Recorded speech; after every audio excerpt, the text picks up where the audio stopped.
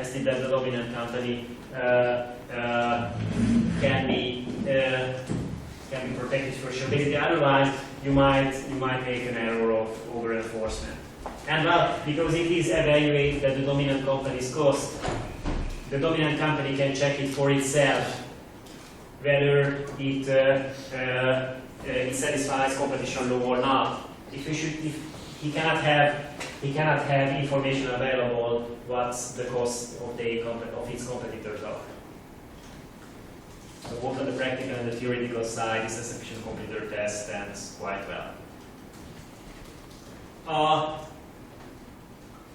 If we proceed with the antitrust implementing investigation, then you should be more careful to define markets and evaluate market power. Well, if we start at the DSO level, they are usually defined nationally because national regulations usually still allowing different conditions to apply. We really don't see,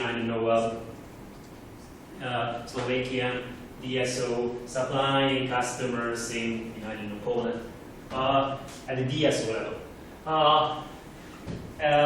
But even at the national level, well, dominant position is not usually found because of the entry possibilities made available, but it's actually not needed for the theories to stand because the dominance is leveraged, or the market power is leveraged in this sector, not from this sector.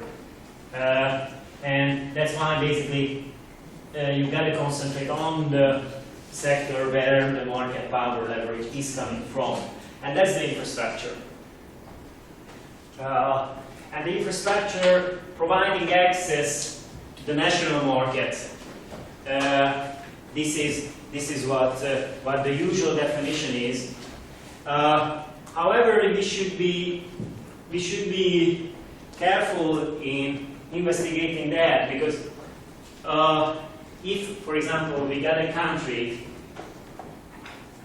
which has several entry points of gas.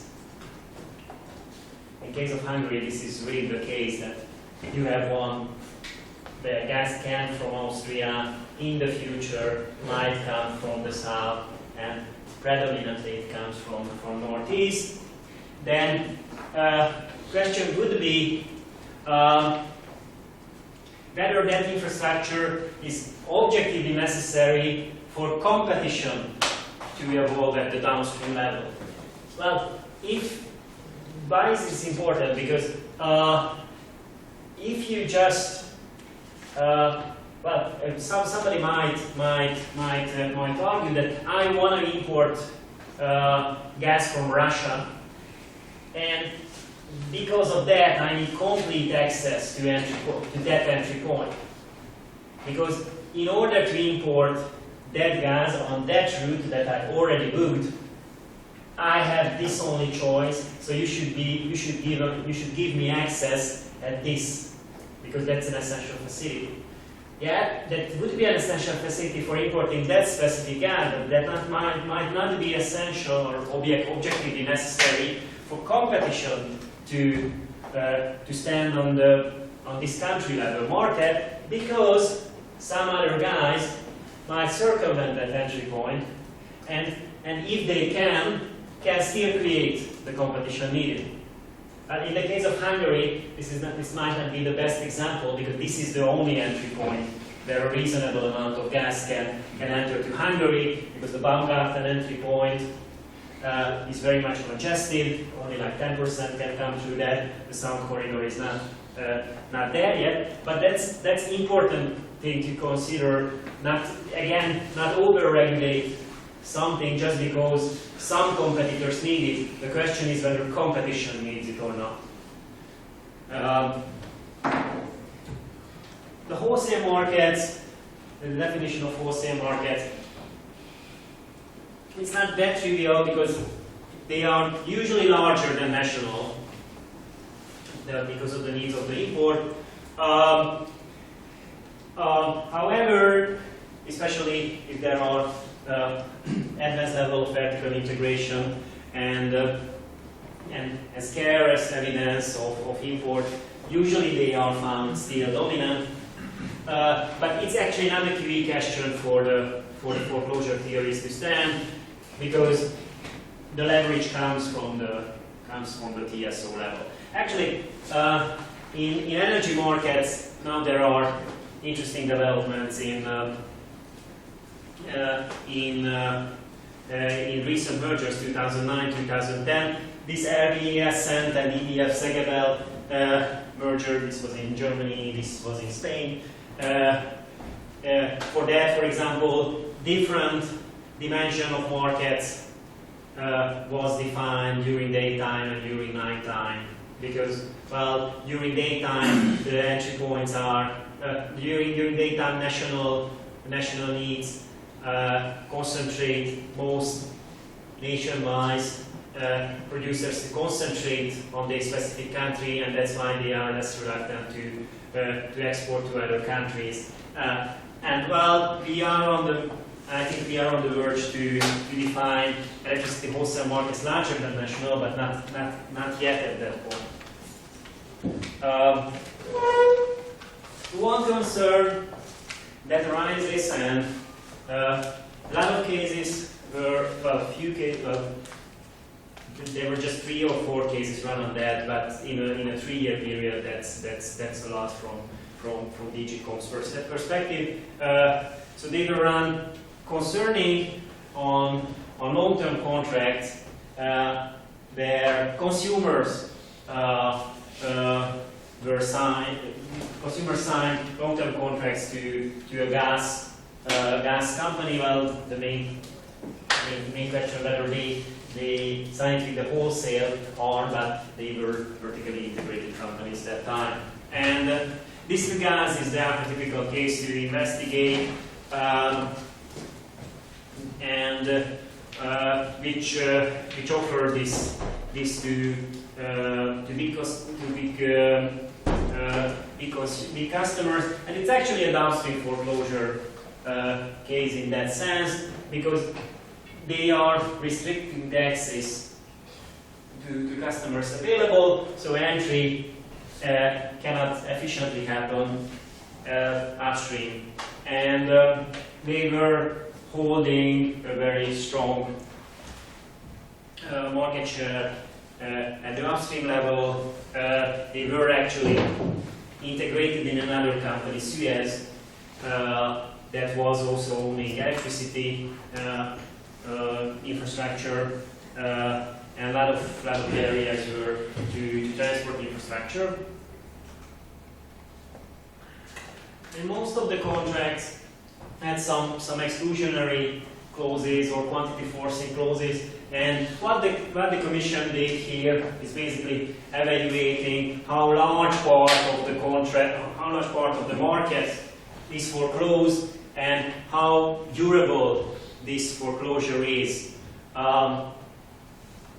It was found that more than 60% of the contracts run for 1+ years, and if you well, a bit less for 3+ years, but still a considerable part. A lot of them were about 5 years actually. So that number doesn't really change after decreasing the number of years. By the time market share in terms of quantities was in this 40% region. Even at the 3+ year horizon, it was more than 20%. So in that sense, that part of the market that any competitor surely cannot compete from. And naturally, some market power can be even leveraged from that at the downstream level to other sales. However, it was also acknowledged that there is some efficiency reasons going on for this long-term contract, depending on who is using the resource, and especially electricity generation. It's a key input. A lot of investments were done in Belgium at that time, who needed safeguards for future sources. So that was taken into account when design. Although competitive problems were found, these efficiencies were taken into account when basically negotiating about a remedy with the company. There was a similar case with Electricité de France, but in the electricity sector. There are less publicly available facts. There are no numbers, for example, although there is clear indication that the Commission did the same test. But there were more naked restriction in that sense in the contracts that of non-resale restrictions, basically blocking DSOs to more efficiently evolve. And the commitments offered are in this market freeing or a gas release in the case of gas bracket. There were commitments made to ensuring that minimum 70% of those volume re-enter the market each year. There was also a cap on the duration of the contracts, with the exception of this used for new investments. Well, they are behavior remedies, and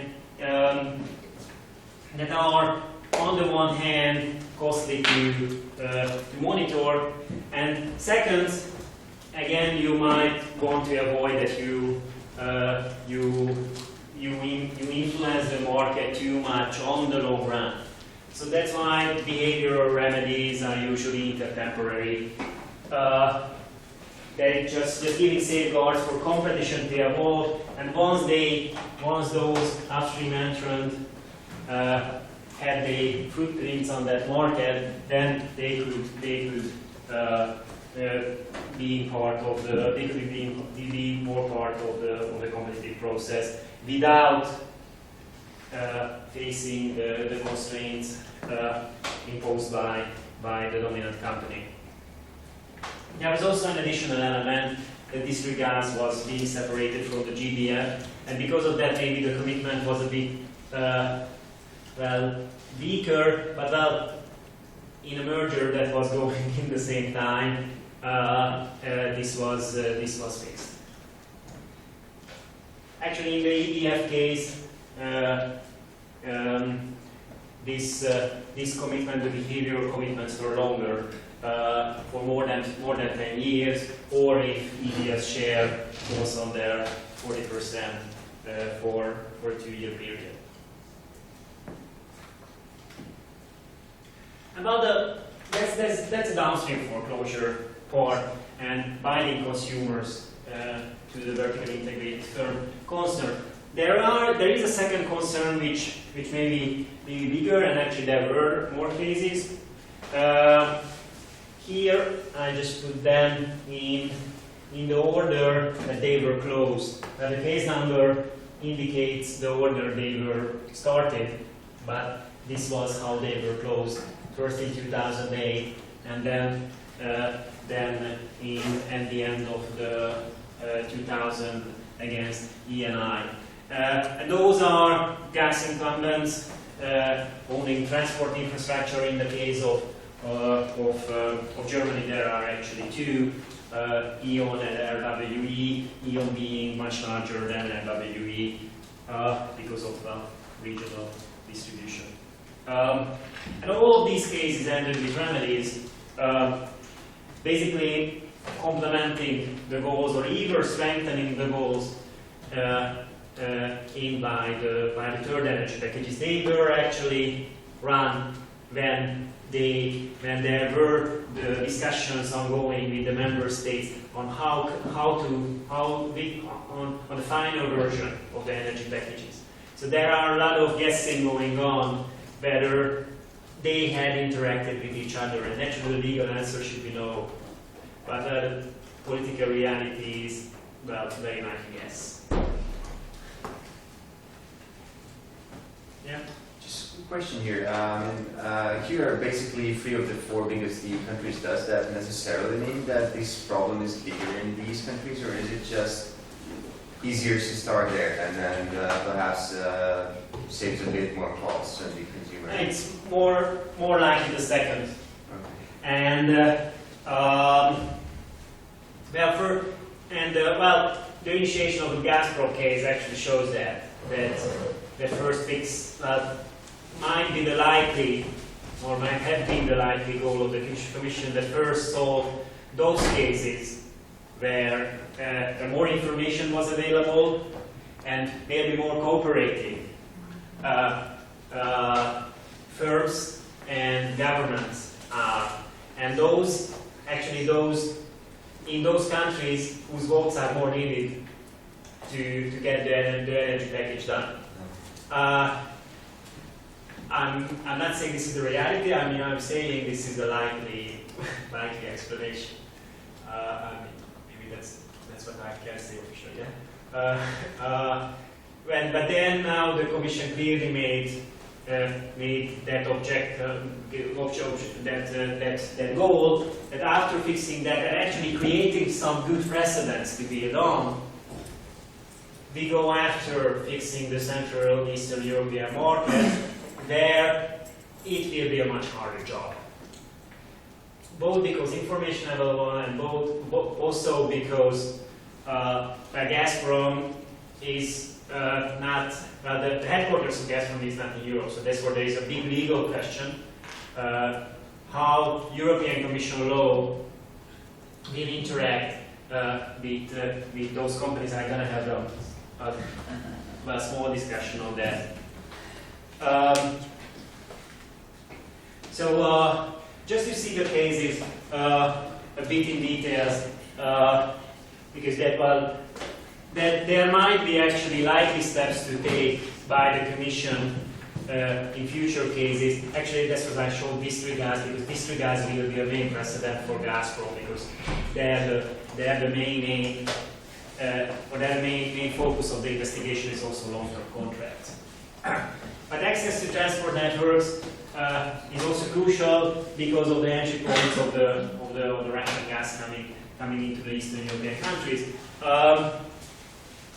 And in the case of RWE, there were a lot of evidence found at the company that there was actually a strong intent to strategically foreclose the market. Reduce access to capacity consciously, and even understating, put it further, the amount of available capacities, and therefore there were a lot of rejections to third parties who wanted to get access, actually tried to requested access to the German transmission system, but were denied. And even where it was given, there was a margin squeeze. So the transmission tariffs, the W, were kept at such a high level that if RW is applying them to themselves, then its DSOs would realize a negative profit. And actually, they made it smartly with a rebate scheme that if you book if you transport a larger quantity, then you pay a smaller price. But as RWE was the main user of that network, that actually favored himself and just heightened the cost for entrance. Well, here the remedy that was offered by the RW was actually very strong, and it was a pure form of ownership unbundling, carving out the TSO out of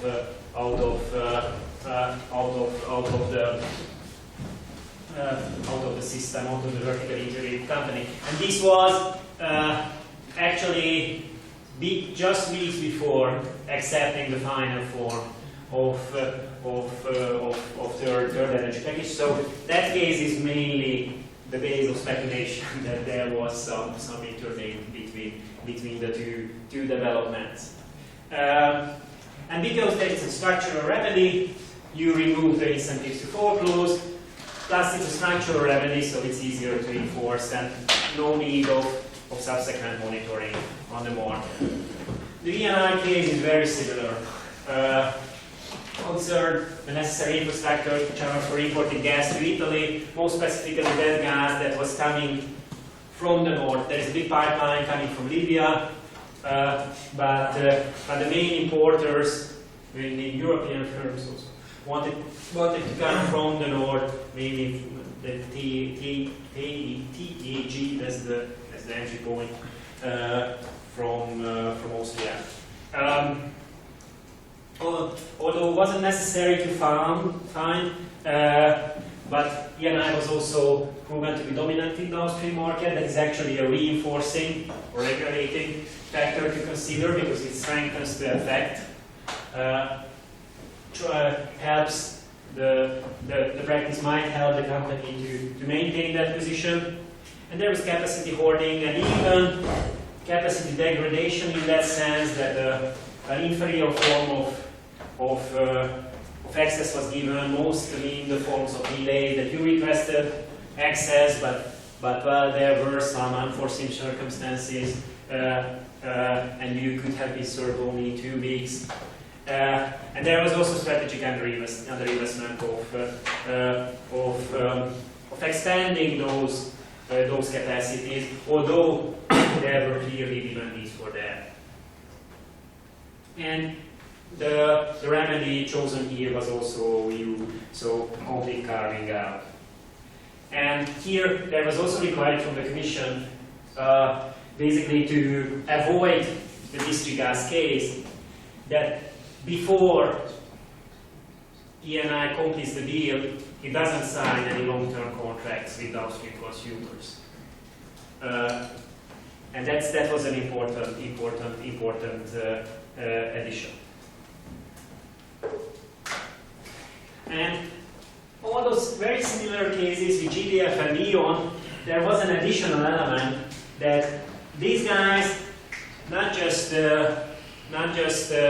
but basically stated wrong facts about the capacities available, they just booked those capacities from themselves. Like 90% of the gas transporting capacity was locked down, and in the case of GDF, some capacities were locked down for 15 years.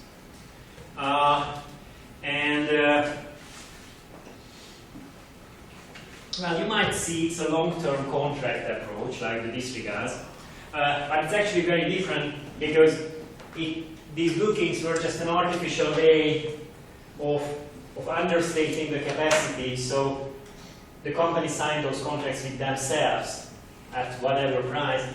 In the district gas case, at least the long-term contracts were signed with the consumers, and the consumers should have been incentivized to do so. So some benefits were given to them.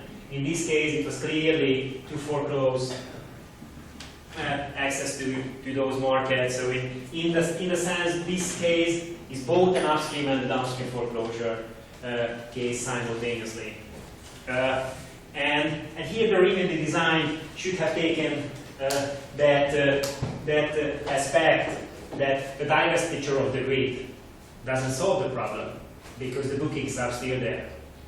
And because the third energy package was already on the way, the separation, more advanced separation of the TSO was expected to take place. So they went much more on the freeing up of these capacities, and they made significant commitments to reduce these capacity bookings. There is a need for some of those long-term bookings for sure, because they are also producing energy.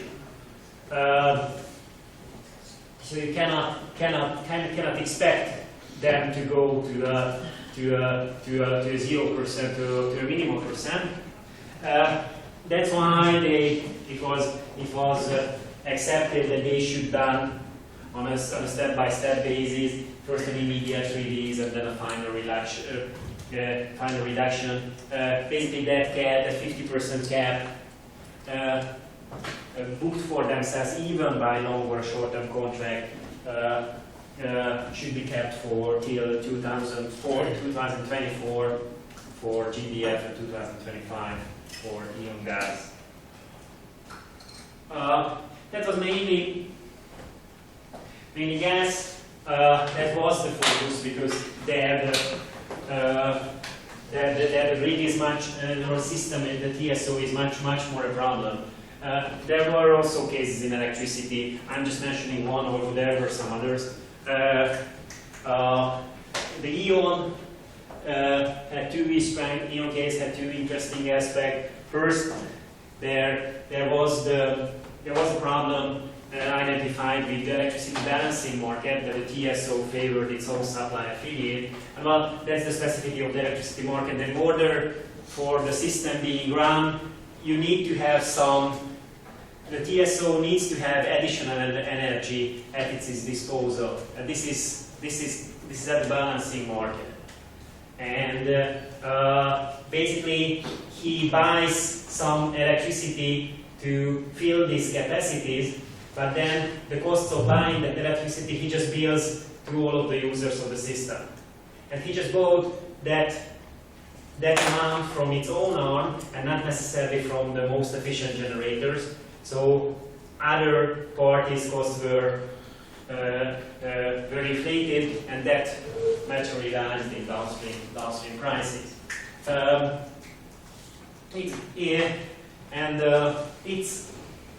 Somehow it mirrors the gas cases, and also the solution was OU, so the transmission grid and the SO was divested. There was also an additional theory of harm pursued, although not in a very traditional way, but it ended with a commitment, so the Commission shouldn't have been very detailed in its decision. Basically, the concern was short-term capacity withdrawal. In order to push the price up, playing with the merit order curve, and thereby resulting in higher wholesale prices that will go to the downstream as well. And then there is this Gazprom case that I already mentioned. It started with down rates, actually, but down rates can be done only in European countries. For example, in Hungary, there were also down rates. Basically, in those, so they wanted to get information on these long-term contracts from the buyer side, because they couldn't from the seller side. And in this September, so this is a month ago, the 4th of September, they announced the opening of an investigation solely on Article 102. So they made it clear that this is an abuse of dominance case, although it can be broadened later. But actually, this is a long-term contract problem mostly, the first and the second part.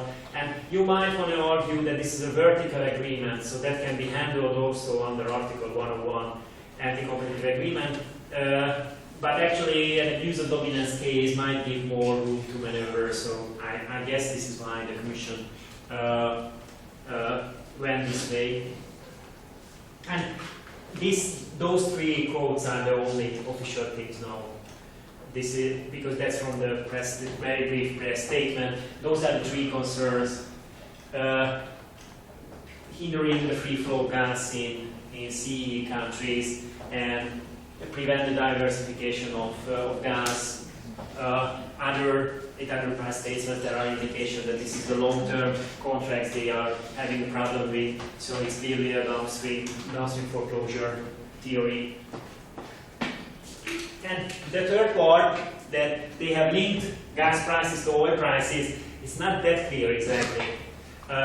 what theory of harm the Commission is pursuing. Well, most likely it's an exploitative thing, that somehow you are increasing that prices too much, or maybe it can be a leverage on market because you might have an influence on all prices too, and then you might, as Gazprom, somehow distort that by playing at another market. I have no clue, official, not just officially because I'm not inside anymore, but also it's very, very not known. And then there was an interesting reaction from the Russian government, actually, that in 2 days they implemented a regulation that in strategic industries important for the Russian economy, actually the companies cannot simply respond to requests made by other government or international organization. So there will be, it's actually interesting how the case will evolve if there won't be information coming from Gazprom. And, but it doesn't mean that they can sabotage the case, because well, the Commission can certainly prove that they wanted to get this information, they wanted to analyze that information, and based on the information available, they can issue a statement of objections, and if Gazprom wants to exercise his right of defense, then he should come up with facts. But that's actually never happened before. So here, certainly that will be a very long legal battle to fight first, and then the economic battle, and legal and economic battle, how to prove those parts.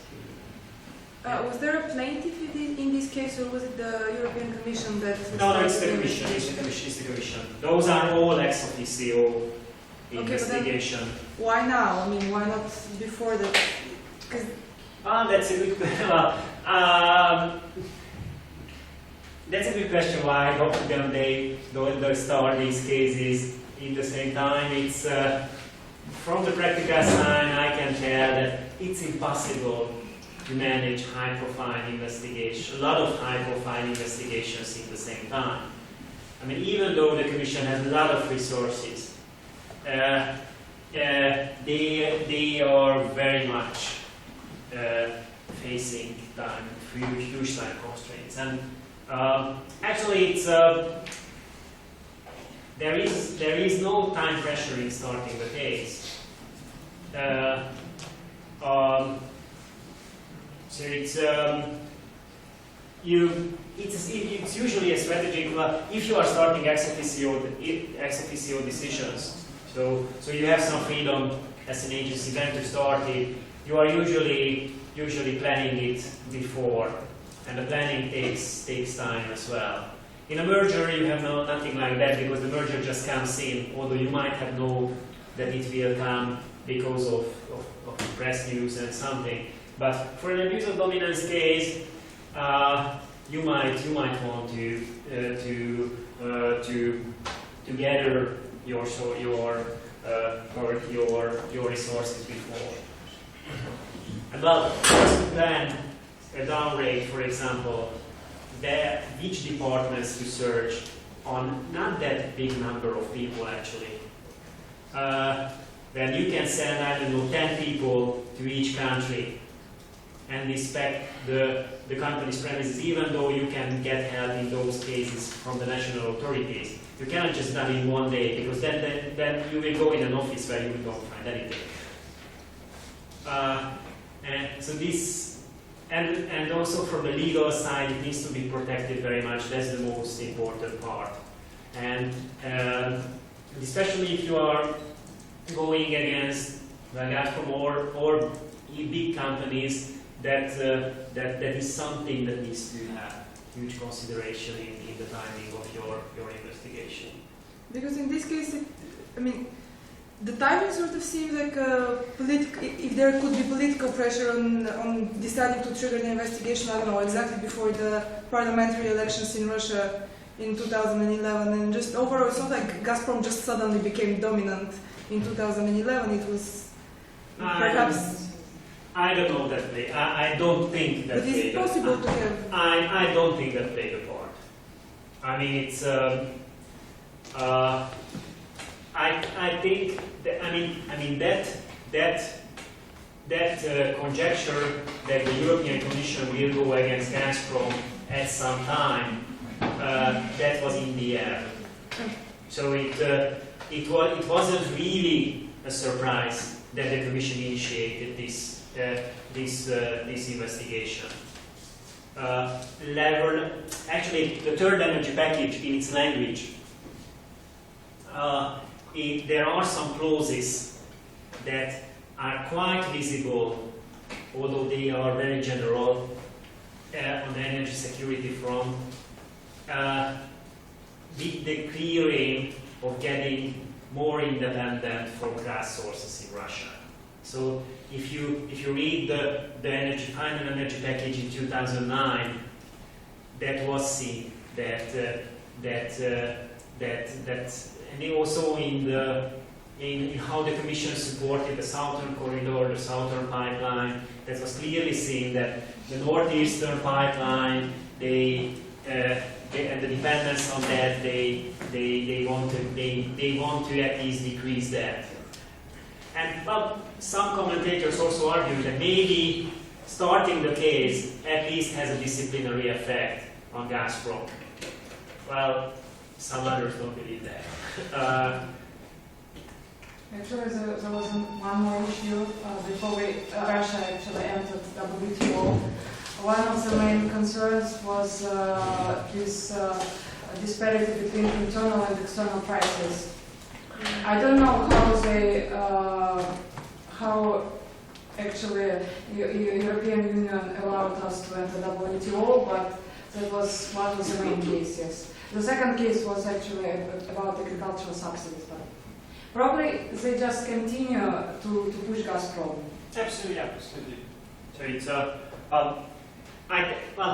those cases and the policy developments I tried to show were that basically those goals and those tools on the policy and on the case basis, they try to enforce each other. And with Gazprom, you have less influence because because it's not a member of the European Union, but you still try your best. And after basically proven that you have the guts to do that in the previous cases, and you have some precedents also backing you on that. That's also an important legal strategy, actually. That first build up those cases that you win, and then based on that, you might go after the more serious cases. And just quickly conclude that you gotta find it. You gotta find the slides. So you can check it if you want more information. It's just quickly on merger control. But they involved mostly vertically integrated companies. And therefore the horizontal and vertical issues came up simultaneously. Usually where vertical issues came up, usually they were more strong, and that's why the remedies mostly concern, the more serious remedies concern those parts. There was only one blocking that was early. In 2004, well, not that early, but the other cases I have shown were after 2006, and that was really almost undefendable case because it was a merger initiated by the Portugal government to restructure the whole industry by merging electricity and gas companies into a big one, and they tried to remedy all the concerns that were on the table, but that was not possible. You cannot. There were a lot of other forces in play, political pressure, political intent to do that. It's because of that. It's even though it's a very detailed merger, it doesn't exactly fit into the line I am showing right now. With horizontal effects, they mostly concentrated on the concerns on the upstream level. Because if you fix the upstream, very likely the downstream will be fixed. Although there was a merger that is a counterexample to that, but that was actually a small one. And in electricity markets, that was more of an issue, because there it can be shown by very sophisticated simulation techniques as well, that even a small concentration can increase the prices significantly by playing in this merit order curve. And for example, this EDF, British Energy case, I mean, the joint market share of those two guys was smaller than 25%. And even though there some concerns were raised, and they were cleared with some divestiture of plans. Although all of them were cleared in phase 1, so in order to get a quick approval from the Commission, they made more sacrifices maybe than would have been necessary after a long phase 2 investigation.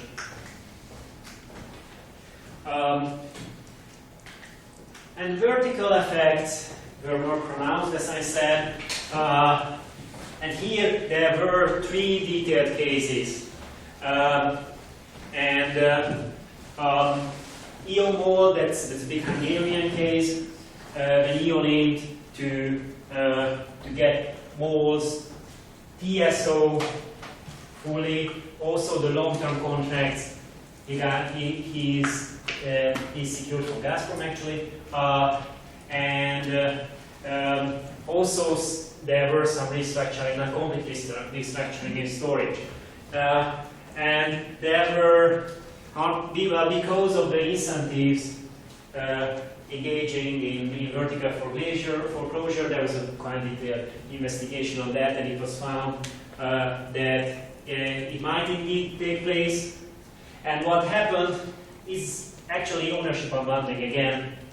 The TSO remained at MOL's hands, so MOL became, actually the seller became the TSO, and an integrated company remained, and the TSO even didn't, it was so strictly separated that even MOL had to divest its stake in the storage. There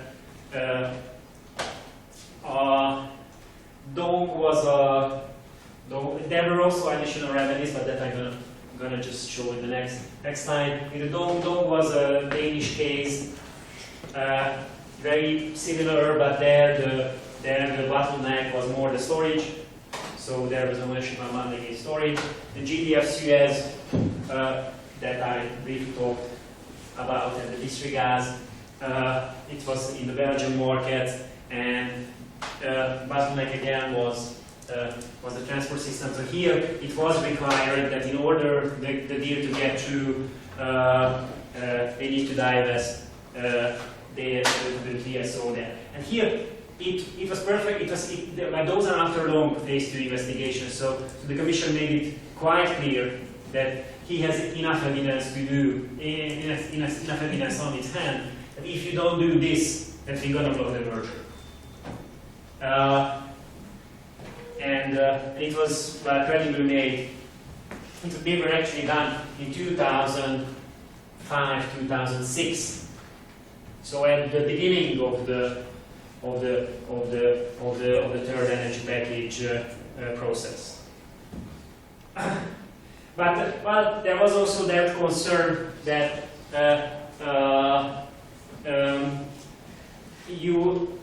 there is still not enough capacity available on those markets, so still some foreclosure might happen from the downstream side, and because of that, difficult divestiture that is made here is freeing up capacities. The so-called gas release program or contract release program, where in the EON committed to free up some gas that he gets from Ion frees it up because he gets the contracts from MOL,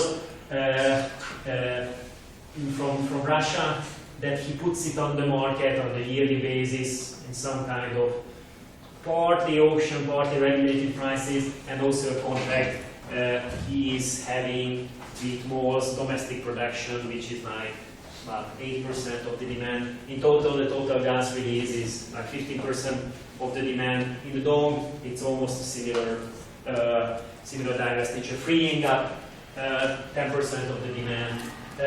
In the GDF, it's more pronounced.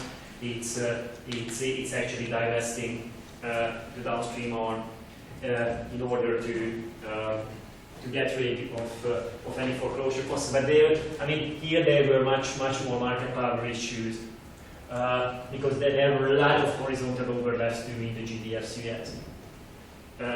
And so the divestiture should have handled both the horizontal and the vertical issues in the same time. So that's just the conclusion that I already mentioned, that at different levels you try to play differently, combine differently the policy tools and the power you have in the actual cases. The more visible it comes in the transport and storage, where the main aim was to get this ownership unbundling ideally, or at least get into the ITO level. But well, that's the conclusion, that still it's not perfect work. So very much there will be work to do by competition policy and by other policies too. All right. Well, if you have questions, I don't want to keep anybody else. So if anybody has questions individually, feel free to stay up with me. But otherwise, sorry, I surpassed my mark by some minutes. Okay. So next time we're gonna talk in November. We're gonna meet in November, and then I'm gonna talk very much in the same way like today, actually different from a different aspects, but on telecom markets.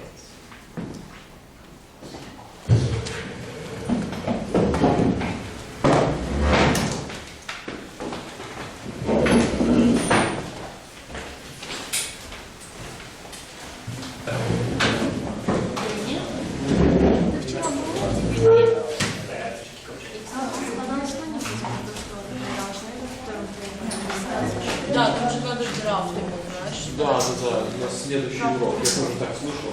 Тут